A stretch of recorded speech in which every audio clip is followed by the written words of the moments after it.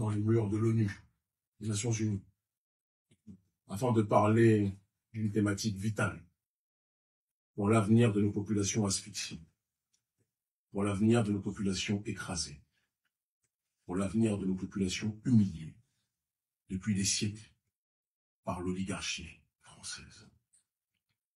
Mon émotion est des plus grandes de me retrouver aujourd'hui en présence de mes frères, de notre peuple, de Guadeloupe, de Martinique, de Guyane, de Kanaki, de la Polynésie, et aussi de nos camarades de lutte qui sont installés dans d'autres lieux, comme en Corse par exemple.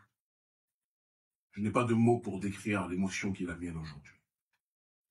Et je n'ai pas de mots suffisamment importants pour remercier le GIB, le groupe d'initiative de Bakou, de nous permettre de pouvoir avoir cette tribune pour nous exprimer. Vous n'êtes pas sans savoir qu'il y a un peu moins d'une semaine maintenant, j'ai été, avec mon collaborateur, arrêté par les services secrets français sur ordre de la présidence française et en collaboration avec le pion du système néocolonial français que le président de mon pays, le Bénin, Patrice Talon.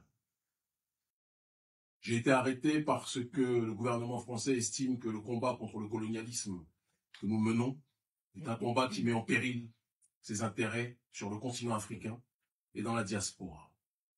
Parce que la France, ou du moins le gouvernement français, parce que je ne veux pas mélanger l'élite française et le peuple français, l'élite française pense qu'au XXIe siècle, ils peuvent prôner les droits de l'homme à l'extérieur, mais ils ne peuvent pas les appliquer vis-à-vis des populations qui n'ont cessé d'asphyxier depuis des siècles.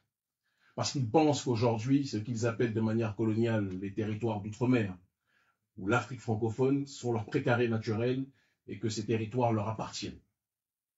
Parce qu'ils pensent que les populations que nous sommes, la population noire que nous sommes, que nous constituons, représentent du bétail et un bien meuble qui leur appartiendra ad vitam aeternam. C'est la raison pour laquelle ils ont décidé de déployer les moyens les plus spectaculaires pour essayer de nous arrêter en pensant qu'ils pouvaient nous mettre à l'ombre pendant de nombreuses années. Malheureusement, dans notre tradition, il y a un adage qui dit « Le colon fait ses plans, Dieu fait les siens, et Dieu est le meilleur des planificateurs. » Nous sommes aujourd'hui libres et nous allons pouvoir parler avec fluidité au gouvernement français et à ces marionnettes qui sont à la tête de nos États, que ce soit en Afrique ou qui sont à la tête de nos territoires, dans les territoires colonisés, appelés de manière coloniale d'outre-mer. Au XXIe siècle, aucun peuple n'a à devoir subir les affres du colonialisme. Chaque peuple a le droit à l'autodétermination. Chaque peuple a le droit de pouvoir jouir de son territoire, de son sol. Il n'est pas normal qu'un pays comme la France, dirigé par cette engeance coloniale, puisse avoir le contrôle de territoires qui sont installés à des centaines de milliers de kilomètres de son espace naturel. C'est du colonialisme. Il faut être capable de le dire. Le gouvernement français sait pertinemment que sans l'Afrique francophone, sans les territoires tels que la Guyane, la Martinique, la Guadeloupe, la Réunion, la Kanaki, la Polynésie et autres, et la Corse notamment, l'élite française sait qu'elle n'aurait pas l'influence géopolitique qu'elle a dans le monde. Elle passe son temps à donner des bons points et des mauvais points au reste de l'humanité en ce qui concerne les droits de l'homme, mais a décidé d'inférioriser, de classifier une partie de l'humanité comme étant inférieure.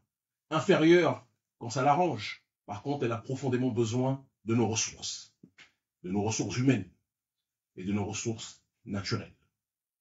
Il arrive un moment où cette élite française doit comprendre et devra comprendre, et je pense que cette heure est arrivée, que notre génération n'est plus disposée à tendre l'autruche, n'est plus disposée à accepter les humiliations constantes, n'est plus disposée à accepter la vie chère dans les territoires colonisés, qu'on appelle les territoires d'outre-mer, n'est plus disposée à accepter le franc CFA et les bases militaires sur les autres territoires colonisés que l'on appelle l'Afrique francophone, n'est plus disposée à accepter que nos présidents soient sélectionnés par l'oligarchie française avant d'être élus de manière générale impropre par le peuple.